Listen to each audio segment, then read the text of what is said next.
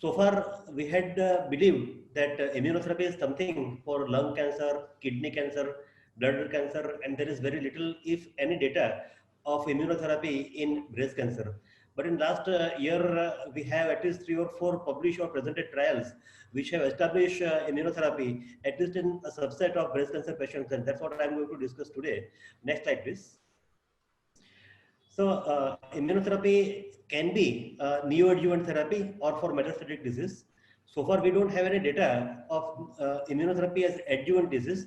And last few slides, I will be discussing about the future possible future application of immunotherapy and clinical trials with immunotherapy in our country.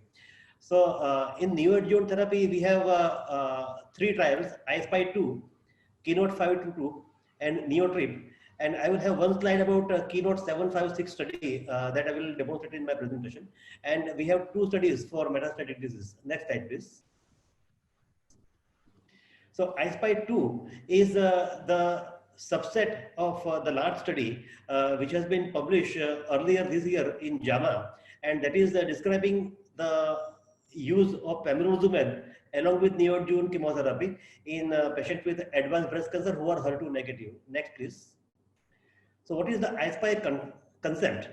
So in I-SPY concept, a constant fraction of the patients are being offered the standard of care. And in neoadjuvant therapy, standard of care is believed to be a combination of Anthra-Taxane over about 4.5 to 6 months. And various drugs, according to the biological subset, are being given in parallel as a randomized treatment. And there are at least 10 different I-SPY 2 studies. And what I'm going to discuss today is standard chemotherapy versus chemotherapy plus pembrolizumab in the patient with HER2 negative early breast cancer. Next, please. As we can see, in this subset also, there are various subsets which have been studied, and based on various biomarkers, which are based on hormone receptor, HER2, and MammaPrint study, which is important. Remember, this MammaPrint study is included over here.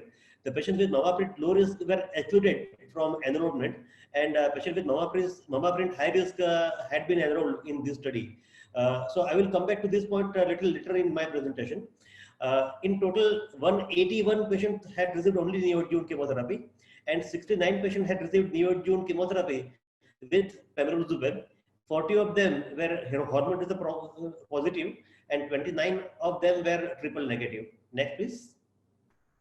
Next, please. So in the result, we can see in the middle 2 columns, the estimated rate of pathological complete response with 95% probability. So in entire population of 69 patients, the CR rate was 44%. In hormone receptor positive, it was 30%. With triple negative, it was 60%. If you look at the column next to that, in the control arm, it was 17%, 13%, and 22%. So in both hormone receptor positive as well as triple negative, there was a remarkable improvement in the small number of patients with addition of pembrolizumab. Next, please. So what does it mean? Look at the last paragraph in the box. This result from I-SPY 2 trial suggests that there is a greater than 99% predictability that pembro neoadjuvant chemotherapy is significantly better and likely to have improvement over the control arm in phase 3 study. And based on that, 2 phase 3 studies are ongoing. One is for triple negative breast cancer, that is Keynote 522. And another is for hormone receptor HER2 negative breast cancer patients, which is Keynote 756. Next, please.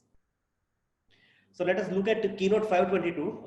It used carboplatin and paclitaxel, followed by doxorubicin or epinubicin and cyclophosphamide as standard of care over 24 weeks.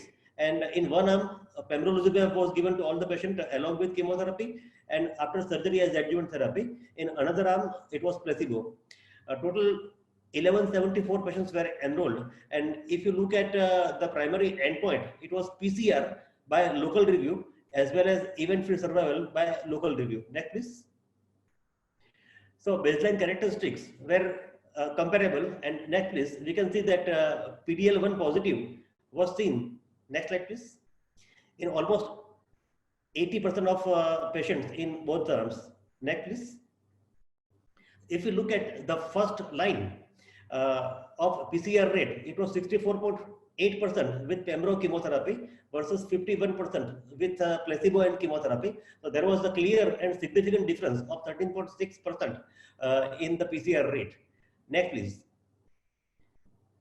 If you look at the PCR rate in PDL1 positive versus PDL1 negative, it was comparable, 68.9 versus 54.9 for PDL1 positive and 45.3 versus 30.3% for PDL1 negative. So this trial says that PDL1 testing may not be important when you are treating TNBC patients with neoadjuvant chemotherapy with pembrolizumab. Next, please.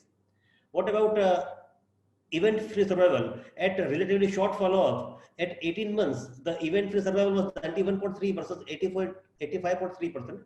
It means that there is a significant 6% gain at the end of 18 months. But let us observe over the coming years whether it has a meaningful improvement in PFS as well as overall survival or not. Next, please. So in next 3 slides, we can quickly go through next 3 slides. It shows that the adverse event as well as the immune adverse events were comparable and nothing new emerged. Whatever we know about pembrolizumab was seen. No new signals were seen in these trials. Next, please. So to conclude, the authors concluded that there is significant improvement in PCR rate by adding pembrolizumab to neoadjuvant chemotherapy.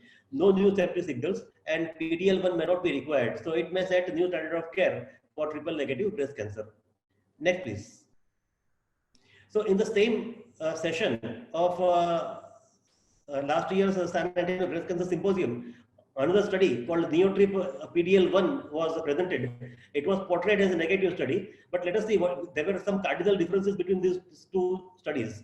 Both were phase 3 studies, but in pembrolizumab there were 1174 patients. In atezolizumab there were 280 patients. In pembrolizumab, all 8 cycles of chemotherapy were given ahead of surgery, while in atezolizumab study, 4 cycles were given with atezo before surgery and subsequent chemotherapy were given after surgery. So because of all these differences, and another thing is that primary endpoint in pembro study was PCR rate, while that in atezo study is event-free survival rate. So time will tell us whether there is any difference with atezolizumab as well or not. Next, please. Next, please.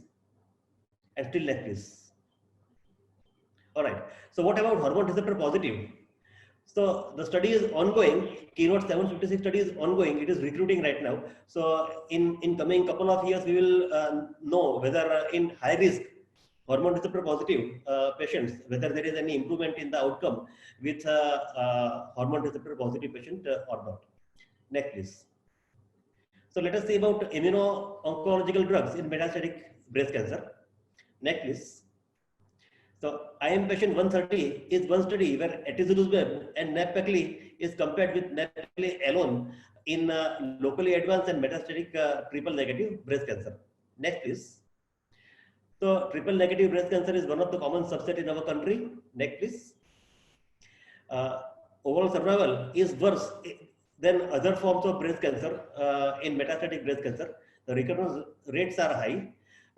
It's an aggressive disease and treatment options are limited because there is no targetable treatment for this subset available at present.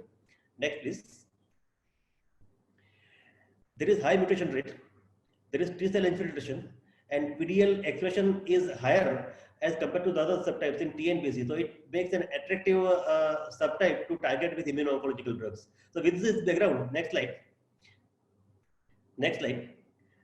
This is the study design of inpatient 130 study, where metastatic unresectable locally advanced disease is randomized to atezo 840 milligram 2 weekly, not 1200 milligrams 3 weekly. It is 840 2 weekly. With nab-paclitaxel 100 milligram per meter square versus nab-paclitaxel alone given as 3 out of 4 week design. And the primary endpoints was PFS and OS in intent to treat as well as PDL1 positive population. And here PDL1 positivity was seen by SP142 and immune cell more than 1% were considered to be PDL1 positive. So that's an important thing to be remembered. Next, please. There were 902 patients. Next, please. and 40% of them were PD-L1 positive. Next, please. So if you look at the PFS in intent to treat entire population of dilated patients, there is the delta of 1.7 months, which is significant statistically, but doesn't look to be so impressive. If you look at PD-L1 positive on your right side, the delta is 2.5 months. Again, doesn't look so impressive, but statistically highly significant. If you look at survival data, next please. In the first analysis, in the intent to treat population, there was a 4 months gain, which was not significant statistically in the entire population. But if you look at the PD-L1 positive population, there was 10 months gain, and that was highly significant. In the subsequent analysis, next slide. On your right side, we can see in the table that in PD-L1 positive, the difference of 8 months is still sustained at the end of more than 2 years. While in PD-L1 negative, there is no difference in the overall survival, 19.7 versus 19.6 months. Next, please. Next slide. All right. Like in the previous tables, here also, though new safety signals have emerged, whatever we know about the safety of atezolizumab is still holding true in this trial as well. Next, please. So it concludes that for triple negative breast cancer, we have some treatment that adds to the survival by about 10 months, and no new safety signals have emerged. So it means that this could be the new standard of care for these patients. Next, please. Durvalumab compared to maintenance chemotherapy in patients with metastatic breast cancer, it is a SAPPHIRE study. And in SAPPHIRE study, at the end of 6 to 8 cycles of induction chemotherapy for metastatic disease in first or second line, the patients were either continued on chemotherapy as maintenance chemotherapy, or biomarker analysis was done and the treatment was given as per the biomarker if available. If no biomarker, if there was no actionable genomic alteration, the patients were given durvalumab. So what I am presenting now is the subset of durvalumab versus chemotherapy. Next, please. So for the TNBC subset, there is significant improvement in the PFS as well as OS in PD-L1 positive patients. That's what comes out of this study. Next, please. So the future, this session has been sponsored by OncoStem, and next few slides have been provided to me by OncoStem. Next, please. The patients who are high risk as per TAILORx trial, as well as Mamaprid, in spite of giving chemotherapy as well as hormonal therapy, a substantial number of these patients still have a relapse, and there is the requirement of improving the outcome of this patient by adding some treatment. It may be immunotherapy, it may be some targeted therapy, whatever. So it clearly requires that we need to identify those high-risk patients who are likely to fail at the end of the standard treatment. Next, please. And to identify this high-risk patient, OncoStem, look on your right side, write 3 boxes with the red letter CD44, cadherin, ABCC4 and ABCC11. In next 3 slides, there is the list displayed of the articles on these markers. Next, next, and still next. So these are all the literature of the proposed biomarkers which have been used by OncoStem in their CAN-ASSIST program. And next slide. So we have to level something in India. We don't have to rely on the tests developed outside the country. Next, please. So if we identify the patient with high risk, and if some pharma companies in the country, or if some of the investigators in our country are planning to start a trial targeting this patient, Dr. Manjari Bakare has said that she is willing to participate in those trials. So this is my last slide. Next, please. Thank you very much.